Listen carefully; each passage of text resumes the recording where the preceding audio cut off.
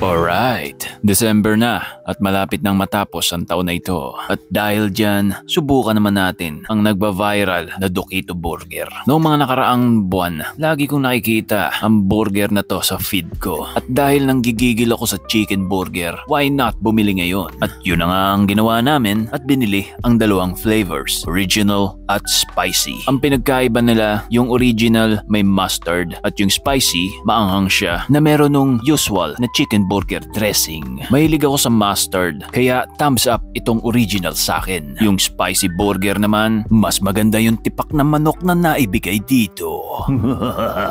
Pero ang lasa, walang special sa burger na to. Masarap naman, maanghang at yun na yun, pusang gala. Pero dahil mahilig ako sa manghang, goods din sa akin ito.